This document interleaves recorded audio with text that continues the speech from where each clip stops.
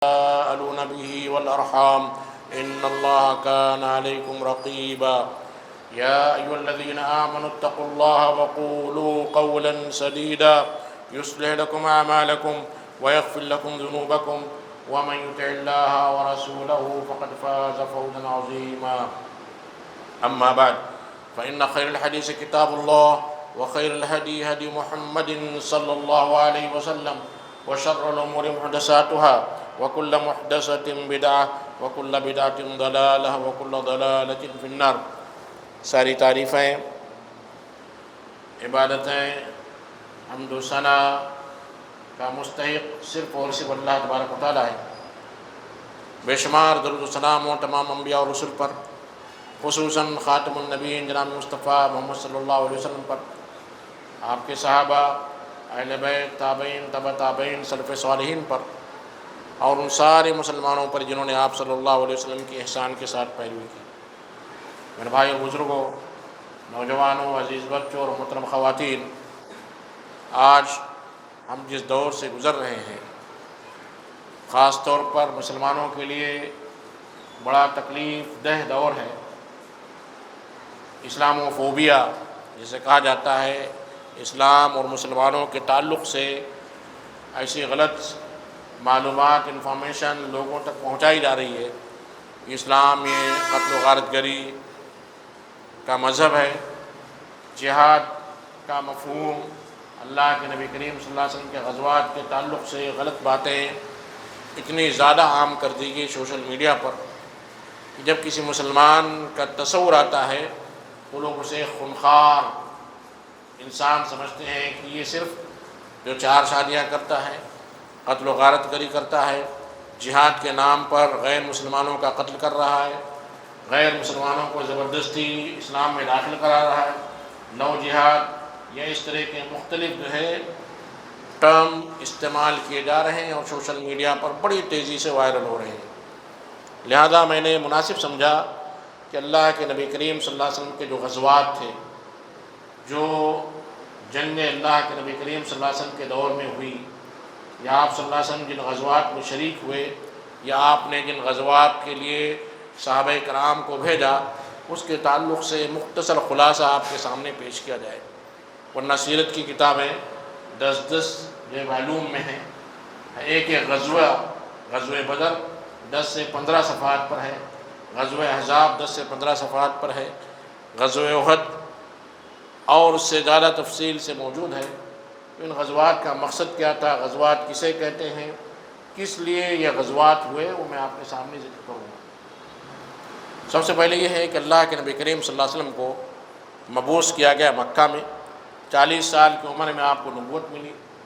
آپ نے 4 سال تک انفرادی طور پر لوگوں کو دعوت دی، قولوا لا الہ الا اللہ تفلحوا، اے لوگو کہو کہ اللہ کے سوا کوئی معبود برحق نہیں ہے، تم کامیاب ہو جاؤ گے۔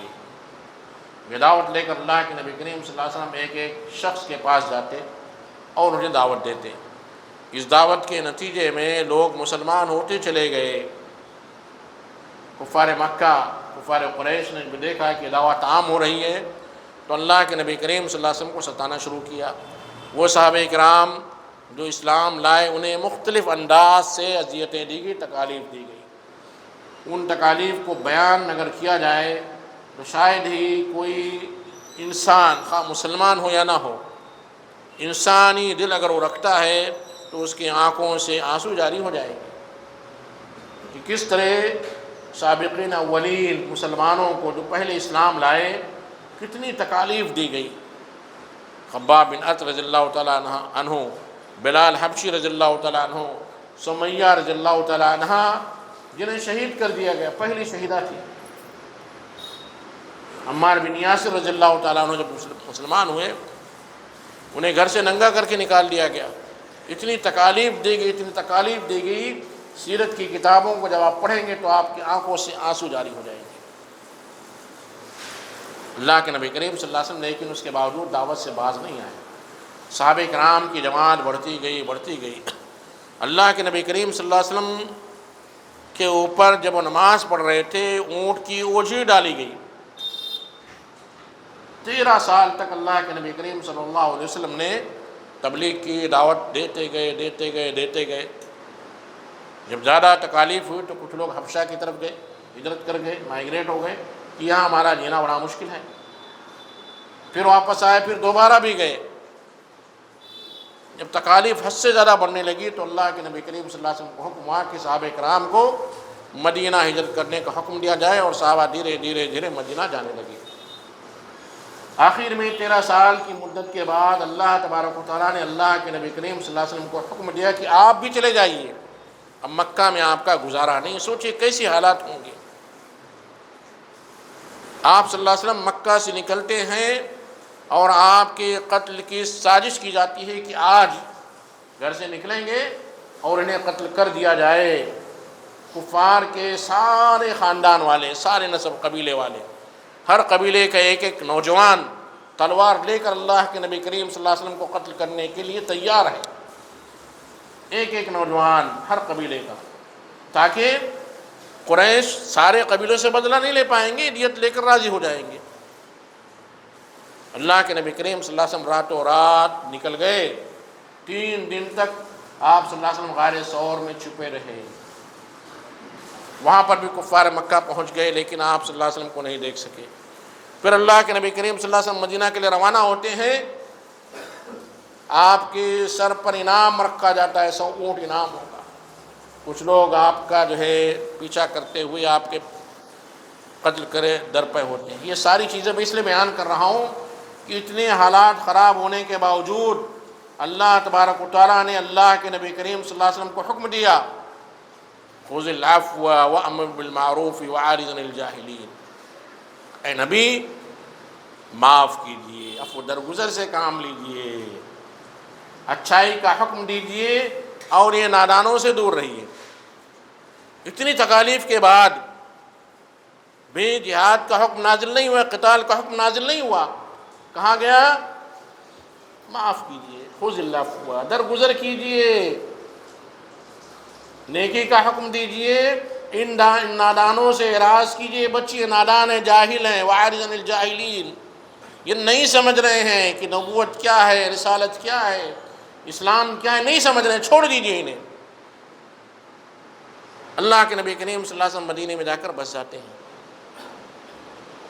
وہاں آپ کو تھوڑا سکون ملتا ہی نہیں ہے کہ دوسرے دن یہ بدماش کفار مکہ اللہ کے نبی کریم صلی اللہ علیہ وسلم پر حملہ کرنے کے لیے بدر کے مقام پر جاتے ہیں. تب ایسی حالت میں کیا کوئی شخص خاموش رہ سکتا ہے؟ کوئی شخص؟ کیا آپ کو آپ کے گھر سے نکال لیا جائے، آپ کے شہر سے نکال لیا جائے، آپ کے اہل و عیال کو پریشان کیا جائے، آپ کے ماننے والوں کو ستایا جائے، اور یہ لوگ وہ شہر چھوڑ کر دوسرے شہر چلے جائیں، پھر آپ ان کے پیچھے جائیں؟ تب جا کر آیت نازل ہوئی، اُذِنَ لِلَّذِينَ يُقَاتَلُونَ بِأَنَّهُمْ ظُلِمُوا وَإِنَّ اللَّهَ عَلَىٰ نَصْرِهِمْ لَقَدِيرٌ.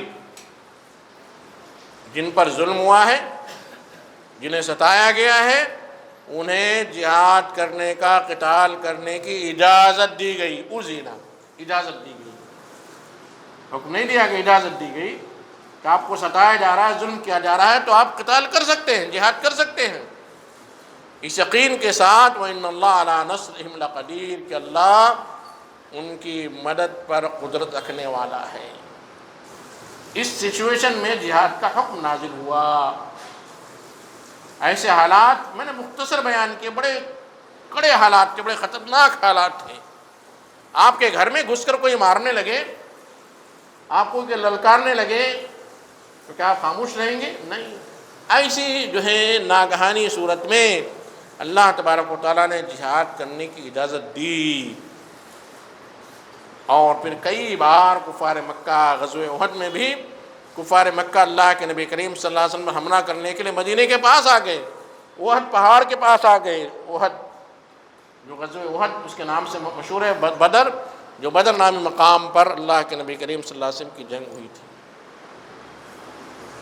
غزوہ احد میں مسلمان کامیاب رہے، 313 مسلمان تھے، اور ادھر 1000 کا لشکر تھا.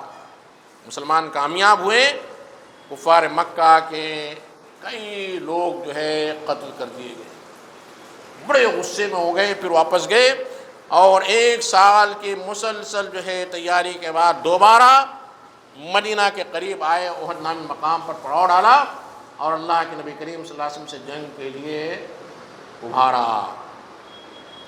اللہ کے نبی کریم صلی اللہ علیہ وسلم نے احد کے مقام پر جنگ کی، 1000 کا لشکر تھا جس میں 300 منافقین تھے، راستے سے 300 منافقین واپس ہو گئے، 700 لوگ آپ کے پاس تھے جس میں سے 2 یا 3 لوگوں کے پاس گھوڑے تھے۔ بڑی بے سر و سامانی کی حالت میں غزوہ احد میں اللہ کے نبی کریم صلی اللہ علیہ وسلم نے پڑاؤ کیا۔ ادھر کفار کے 3000 کا لشکر تھا۔ جنگ شروع ہوئی اور اللہ کے نبی کریم صلی اللہ علیہ وسلم اور آپ کا لشکر کامیاب ہو گیا۔ اس کامیابی کو دیکھتے ہوئے اللہ کے نبی کریم صلی اللہ علیہ وسلم نے ایک راستے پر، ایک ٹیلے پر کچھ صحابہ کو 50 صحابہ کو متعین کیا تھا کہ کفار مکہ ادھر سے گھوم کر آ سکتے ہیں، لہذا وہاں سے نہیں ہٹنا۔ اگر ہم کامیاب ہو یا ناکام ہو، اگر تم دیکھو کہ ہمارے ناشوں کو پرندے جو ہے نوچ رہے ہیں، ایسی صورت میں بھی تم جو ہے وہ ٹیلا وہ پہاڑ نہیں چھوڑنا۔ جو لوگ حج کے لیے گئے انہوں نے دیکھا ہوگا۔ لیکن غزوہ احد میں جب اللہ کے نبی کریم صلی اللہ علیہ وسلم کامیاب ہوئے اور مال غنیمت جمع کیا جانے لگا تو 50 صحابہ نے سوچا اب تو معاملہ ختم ہو چکا ہے، دی اینڈ ہو چکا ہے، اب یہاں پر رکنے کی کوئی ضرورت نہیں ہے۔ وہ لوگ وہاں سے اتر کر آئے اور مال غنیمت جمع کرنے لگے۔ کفار مکہ نے اور اس وقت خالد بن ولید جو مسلمان نہیں ہوئے تھے، انہوں نے ایک جنگی جو ہے تدبیر آزمائی اور پیچھے سے مسلمانوں پر حملہ کر دیا۔ ساری کامیابی شکست میں بدل گئی۔ 70 صحابہ اس وقت جو ہے احد کے مقام پر شہید ہوئے۔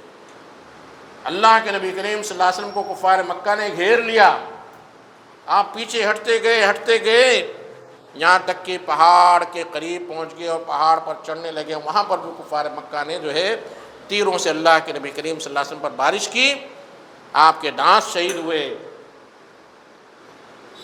یہ ساری چیزیں ہوئی، 70 صحابہ کرام شہید ہوئے۔ اس کے بعد پھر جو ہے کفار مکہ جو واپس گئے۔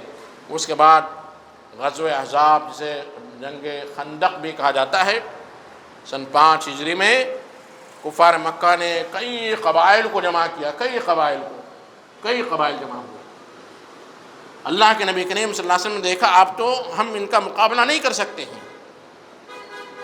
یہاں پر ایک بات آپ مد نظر رکھیے کہ صرف دعاؤں سے فائدہ نہیں ہوتا ہے، تدابیر بھی اختیار کرنی پڑتی ہے، اسباب بھی اختیار کرنے پڑتے ہیں۔ غزوہ بدر میں اللہ کے نبی کریم صلی اللہ علیہ وسلم نے صحابہ کرام کی سب بندی کی، نکلے جنگ کے لیے۔ سب بندی کرنے کے بعد اللہ کے نبی کریم صلی اللہ علیہ وسلم نے ایک جو ہے خیمہ لگایا تو وہاں پر بیٹھ کے دعا کی کہ اللہ کے رسول اگر یہ چھوٹی سی جماعت آج ہلاک ہو جائے گی تو تیری عبادت کرنے والا اس دنیا میں کوئی باقی نہیں رہے گا۔ غزوہ خندق میں جب اللہ کے نبی کریم صلی اللہ علیہ وسلم نے دیکھا اتنا لشکر 30,000 سے زائد کا لشکر آ رہا ہے، ہم ان سے مقابلہ نہیں کر سکتے ہیں، تو آپ نے صرف دعاؤں کے لیے ہاتھ نہیں اٹھایا۔ اللہ کے نبی کریم صلی اللہ علیہ وسلم نے مدینے میں خندق کھودی گئی۔ خندق گڑھا، بڑا گڑھا ہوتا ہے کہ اس کو پار کرنا بڑا مشکل ہو، اگر اس پر کوئی برج نہ بنائی جائے تو اس پر پار کرنا بڑا مشکل ہوتا ہے، تو بڑے جو ہے گڑھے کھودے گئے تاکہ کفار مکہ کا لشکر مدینے میں گھس نہ سکے۔ اور اس غزوے کے بارے میں آتا ہے کہ مسلمان اتنا پریشان وہ زلزلوا زلزالا شدیدا کہا جاتا ہے، ہل کے رہ گئے مسلمان کہ اب ہم نہیں بچ سکتے ہیں، بہت مشکل ہے، نہیں بچ سکتے۔ 30,000 کا لشکر اور مسلمانوں کی چھوٹی جماعت کہاں بچیں گے؟ بعض صحابہ کرام نے پوچھا متی نصر اللہ، اللہ کی مدد کب آئے گی؟ آج ہم پریشان ہیں نا، اللہ کی مدد کب آئے گی، کب آئے گی، کب آئے گی؟ اس سے خطرناک حالات ہو گئے تھے غزوہ خندق۔ پھر اللہ تبارک و تعالیٰ نے تیز آندھی بھیجی اور جو ہے کفار کے پورے خیمے اکھڑ گئے اور سب کے سب بھاگ کھڑے ہوئے۔ غزوہ خندق ہوا۔ طائف کے مقام پر اللہ کے نبی کریم صلی اللہ علیہ وسلم ستایا گیا تھا، غزوہ طائف بھی ہوا۔ جعرانہ ایک غزوہ ہوا، مختلف غزوات ہوئے۔ غزوہ کا جو لفظ ہے اس کا معنی ہوتا ہے ایسی جنگ جس میں اللہ کے نبی کریم صلی اللہ علیہ وسلم خود شریک ہوئے، ایسی مہم، جنگ نہیں کہہ سکتے، مہم جس میں اللہ کے نبی کریم صلی اللہ علیہ وسلم بنفس نفیس گئے، خواہ وہ جنگ ہوئی ہو یا نہ ہوئی ہو، جنگ ہوئی یا نہ ہوئی، کیونکہ بہت ساری جنگیں ایسی ہوئی کہ اللہ کے نبی کریم صلی اللہ علیہ وسلم گئے، کفار مکہ نے صلح کر لی، نہیں ہمیں جنگ نہیں کرنی ہے، تو اسے بھی غزوہ کا نام دیا گیا۔ اور تاریخ میں آتا ہے کہ ٹوٹل جو غزوات ہوئے تھے 27 غزوات ہوئے تھے۔ اس کے برعکس ایک سریہ تھا، سریہ کہتے ہیں ایسی مہم، جنگی مہم جس میں اللہ کے نبی کریم صلی اللہ علیہ وسلم نے صحابہ کرام میں سے کسی کو امیر بنایا اور آپ مدینہ میں ہی رہے، صحابہ کرام جنگ کے لیے نکلے، جنگ ہوئی یا جو ہے کفار نے صلح کر لی، ایسے کو سریہ کہتے ہیں۔ اور یہ تقریباً 47 جو ہے ایسے سریہ ہوئے، 27 اور 47 جو ہے جنگیں کہہ سکتے ہیں۔ سیرت اور تاریخ کی کتابوں میں اللہ کے نبی کریم صلی اللہ علیہ وسلم کے دور میں ہمیں ملتی ہیں۔ یہ ساری جنگیں کیوں ہوئیں؟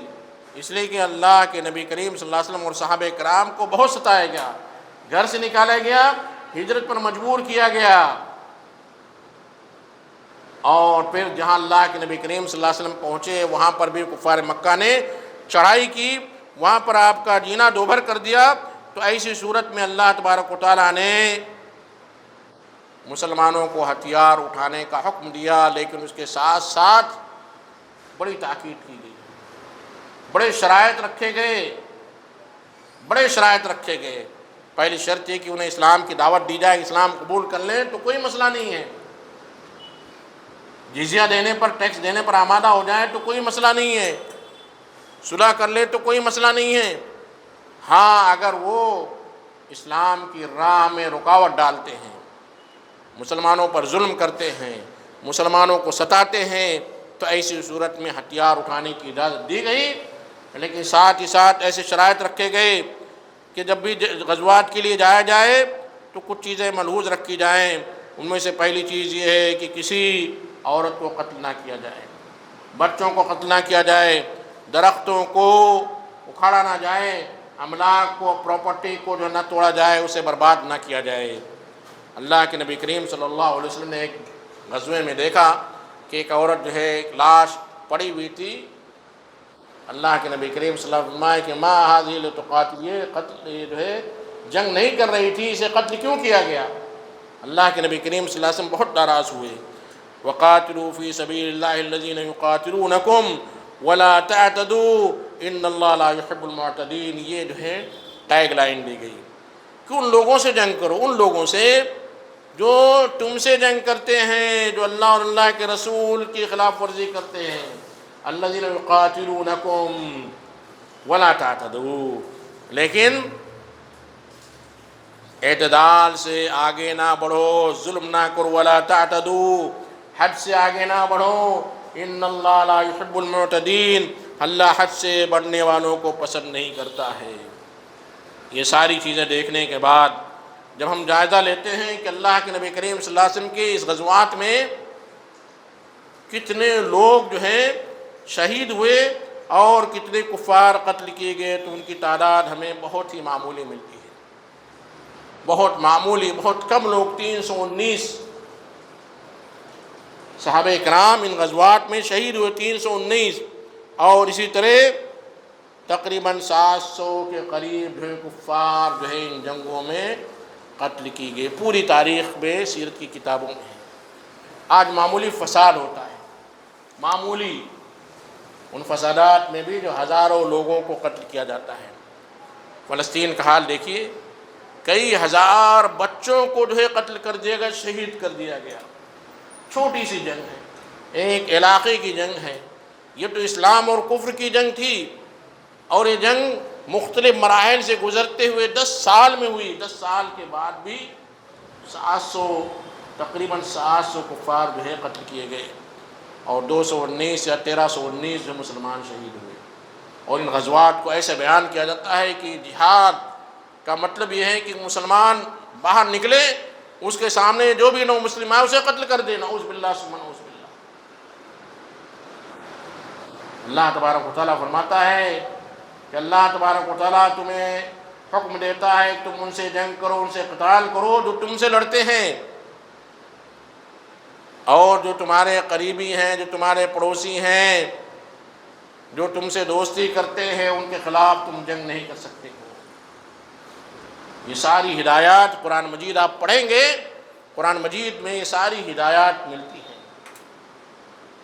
یہ ساری چیزیں جب آپ کے سامنے رکھنے کے بعد، جب اللہ کے نبی کریم صلی اللہ علیہ وسلم کی شخصیت کا ہم جائزہ لیتے ہیں کہ فتح مکہ سن 9 ہجری میں مسلمانوں کا غلبہ ہو گیا پورے جزیرہ عرب پر، پورے جزیرہ عرب پر۔ اللہ کے نبی کریم صلی اللہ علیہ وسلم کو جس جگہ سے نکالا گیا تھا، اس جگہ میں اللہ کے نبی کریم صلی اللہ علیہ وسلم جو ہے داخل ہوتے ہیں فتح مکہ کے موقع پر۔ سارے کے سارے کفار ڈرے، سہمے ہوئے، پریشان حال کہ آج ہم نے وہ ساری چیزوں کا بدلہ ملنے والا ہے جو ہم نے آپ اور آپ کے صحابہ کے ساتھ کیا ہے۔ سب سر جھکائے ہوئے ہیں۔ اللہ کے نبی کریم صلی اللہ علیہ وسلم کہتے ہیں جو کسی کے گھر میں چلا جائے اسے امان ہے، جو ابو سفیان کے گھر میں چلا جائے اسے امان ہے، جو ہتھیار پھینک دے اسے امان ہے۔ صرف چند 6-7 لوگ جو بڑے شریر، بڑے بدماش، بڑے گنڈے تھے، سے انہیں کہا گیا ہے کہ انہیں قتل کر دیا جائے، اگر یہ کعبہ کے غلاف کو پکڑے ہوئے کیوں نہ ہوں۔ صرف 6-7 لوگوں کو۔ اگر اللہ کے نبی کریم صلی اللہ علیہ وسلم کعبہ کے صحن میں بیٹھتے ہیں، سارے کفار جمع ہوتے ہیں، پورے کفار، سب کے سر جھکے ہوئے ہیں۔ آپ اور ہم اگر اسی صورت میں ہوتے تو کہا جاتا ہے کہ ان سارے لوگوں کو گولیوں سے اڑا دیا جائے، سارے لوگوں کے سر تن سے جدا کر دیے جائیں۔ یہ جو ہے حکم ہوتا ہے، لیکن اللہ کے نبی کریم صلی اللہ علیہ وسلم کی کردار دیکھیے، اللہ کے نبی کریم صلی اللہ علیہ وسلم کے اعلیٰ اخلاق دیکھیے۔ پوچھتے ہیں ان کفار سے، پوچھتے ہیں تم کیا ایسمشن کر رہے ہو، کیا سوچ رہے ہو، تمہارے ساتھ کیا کیا جائے گا، تمہارا کیا خیال ہے آج تمہارے ساتھ کیا کیا جائے گا؟ وہ لوگ بھی چاپلوسی میں کہتے ہیں کہ اللہ کے رسول آپ جو ہے بڑے کریم ہیں، بڑے آنریبل ہیں، بڑے شریف ہیں، اور شریف کے بیٹے ہیں، اخ کریم وابن اخ کریم میں الفاظ آتے ہیں۔ آپ بڑے آنریبل بھائی ہیں، بڑے اچھے بھائی ہیں، بڑے پیارے، بڑے شریف بھائی ہیں، اور شریف بھائیوں کے بیٹے ہیں۔ اللہ کے نبی کریم صلی اللہ علیہ وسلم اعلان کرتے اذهبوا فانتم الطلقاء، جاؤ سب کے سب آزاد ہو۔ سب کو چھوڑ دیا، اس سے لے کر یا اس سے پہلے دنیا جب سے وجود میں آئی ہے آج تک تاریخ کوئی ایسی مثال نہیں پیش کر سکتی ہے کہ اتنے زیادہ جو ستائے ہوئے مسلمان اور اللہ کے نبی کریم صلی اللہ علیہ وسلم کو جنہوں نے ستایا تھا، ایک زبان سے اللہ کے نبی کریم صلی اللہ علیہ وسلم نے جیسا معاف کیا، دنیا کی تاریخ ایسی مثال نہیں دے سکتی ہے۔ اسلام عدل کا مذہب ہے، رحمت کا مذہب ہے، مواسات کا مذہب ہے، غمخواری کا مذہب ہے۔ اسلام تو یہ حکم دیتا ہے کہ تمہارا پڑوسی، اس میں یہ شرط نہیں ہے کہ مسلمان ہو کہ غیر مسلم ہو، وہ شخص مسلمان نہیں ہو سکتا، وہ شخص مسلمان نہیں ہو سکتا جس کا پڑوسی اس کی تکلیف دہ چیزوں سے محفوظ نہ رہے، وہ پڑوسی چاہے مسلمان ہو چاہے غیر مسلم ہو۔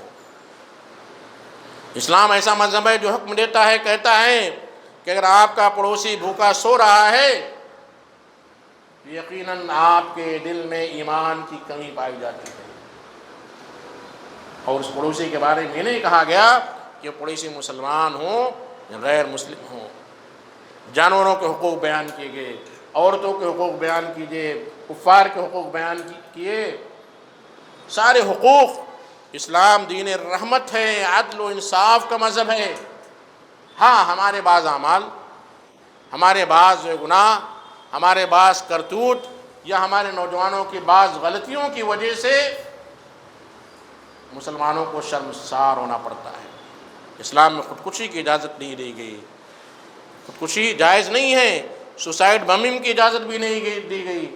ایسے شخص کے بارے میں کہا گیا جو خود کو قتل کر لیتا ہے وہ ہمیشہ ہمیش جہنم میں رہے گا، اس کا ٹھکانہ کافروں کی طرح ہمیشہ ہمیش جہنم میں ہے۔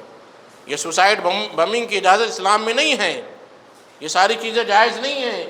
کسی غیر مسلم کا قتل کرنا یہ بھی جائز نہیں ہے۔ اللہ تبارک و تعالیٰ فرماتا ہے من اجل ذلك كتبنا على بني اسرائيل انه من قتل نفسا بغير نفس او فساد في الارض فكانما قتل الناس جميعا، جس نے کسی نفس کو، کسی جان کو بغیر حق کے قتل کر دیا، بغیر رائٹ کے۔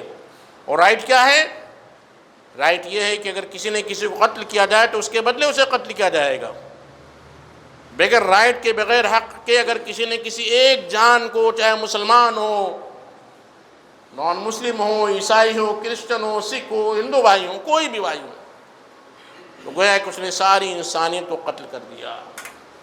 اللہ سے دعا ہے کہ ہمیں اسلام کو سمجھنے کی توفیق عطا فرما، اسلام کے اس پیغام کو ہمارے غیر مسلم بھائیوں تک پہنچانے کی توفیق عطا فرما۔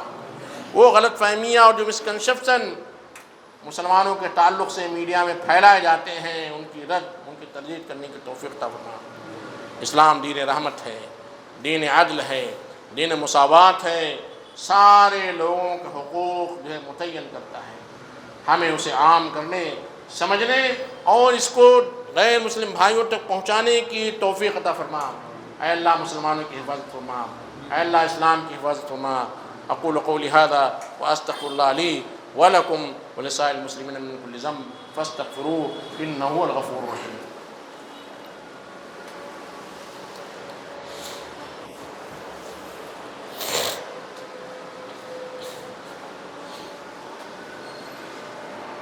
إن الحمد لله نحمده ونستعينه ونستغفره ونؤمن به ونتوكل عليه ونعوذ بالله من شرور أنفسنا ومن سيئات أعمالنا، من يهدي الله فلا مضل له ومن يضلل فلا هادي له، وأشهد أن لا إله إلا الله وحده لا شريك له، وأشهد أن محمدا عبده ورسوله۔